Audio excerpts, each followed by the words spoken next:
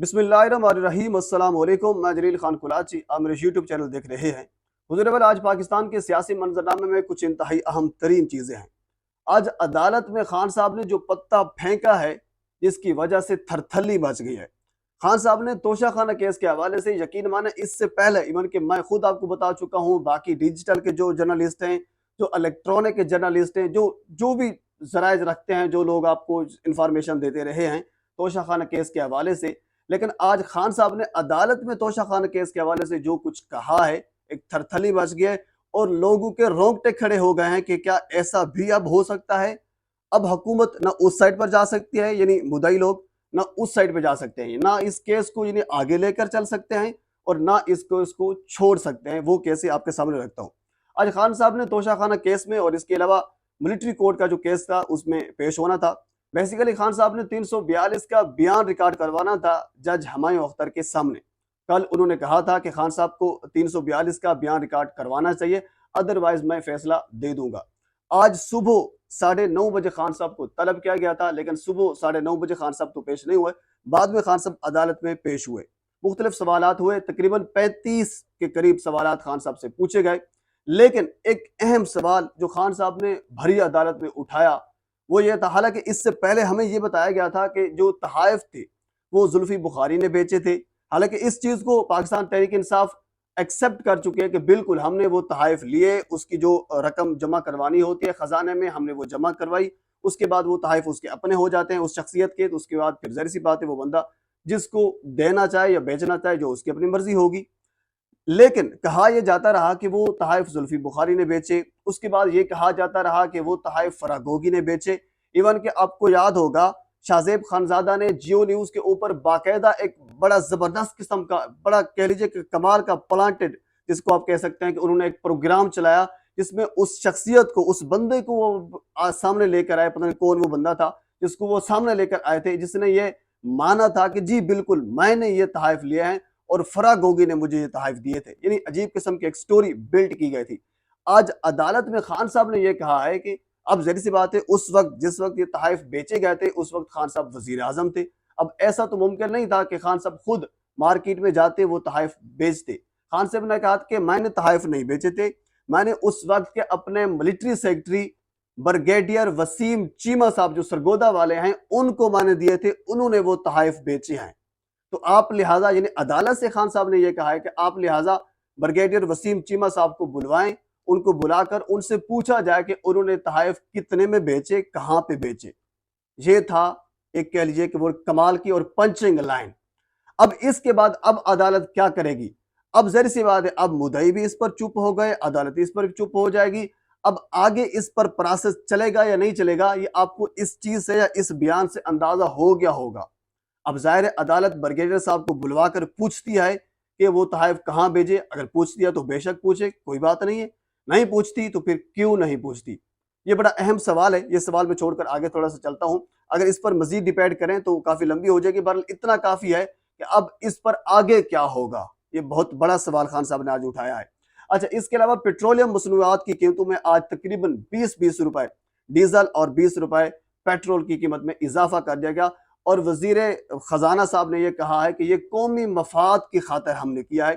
पता नहीं कौन सा मफाद है जिसकी हमें समझ नहीं आ रही। कह लीजिए कि 150 वाला पेट्रोल तकरीबन 300 तक पहुंच गया है। हमें इस किस्म के कौमी मफाद की समझ नहीं आ रही।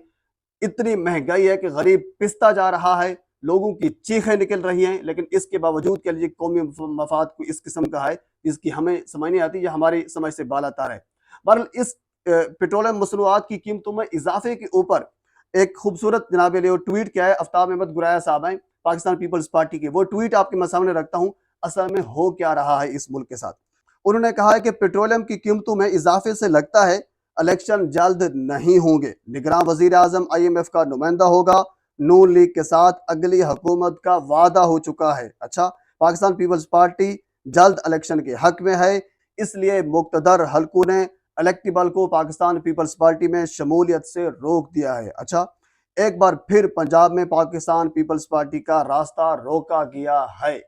ये बड़ा अहम ट्वीट था। इससे वाज़े तौर पर यही लगता है कि पाकिस्तान पीपल्स पार्टी ये इलेक्शन के हक में है और उनको पता है कि अब जो ये कीमतें बढ़ी हैं इन कीमतों के बढ़ने के पीछे वजूहात यही है कि इलेक्शन अब जो करीब तरीन है वो होते हुए नजर नहीं आ रहे। अच्छा, इस हवाले से एक मंजूर वरसान साहब ने भी ट्वीट किया, वो आपको मैं सामने रख देता हूँ।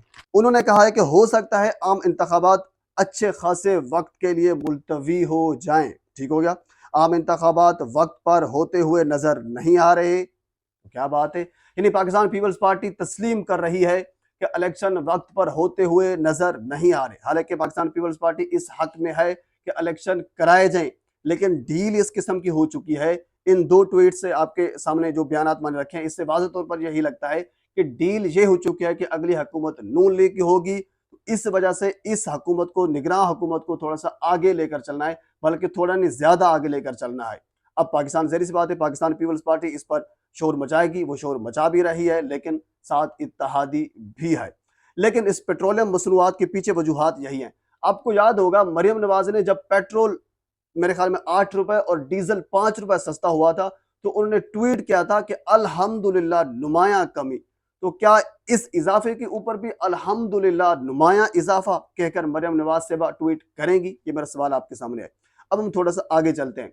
उधर वाला तशद्दुद केस, रिजवाना एक छोटी सी बच्ची जिस पर तशद्दुद किया गया था, आसिम जज साहब हैं जो सिविल जज हैं, उनकी बीवी सोमिया आसिम ने इस बच्ची के ऊपर इतना तशद्दुद किया कि जहां तक मेरे जरा ने मुझे बताया है कि कोई ऐसी हड्डी या कोई जिस्म का ऐसा हिस्सा नहीं है जिसके ऊपर तशद्दुद ना किया गया हो।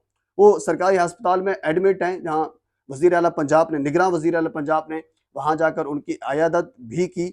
लेकिन सवाल ये है कि आज एक मरतबा फिर इस्लामाबाद की सेशन कोर्ट ने उनको 7 अगस्त तक जमानत दे दी गई है। यानी मुल्जिमा को 7 अगस्त तक कोई गिरफ्तार नहीं कर सकता।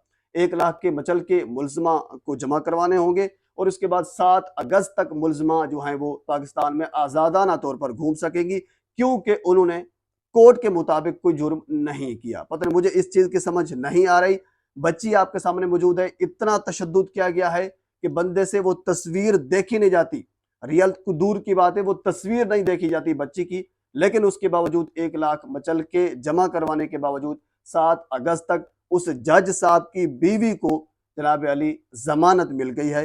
यह है पाकिस्तान का अदालती निज़ाम, यह है पाकिस्तान का इंसाफ का निज़ाम। बहरहाल ये पाकिस्तान के सियासी मंजरनामे में अब तक की ये अपडेट है। मजीद इस हवाले से जो कुछ मेरे तक पहुंचेगा मैं बर वक्त आप तक पहुंचाने की कोशिश करूंगा।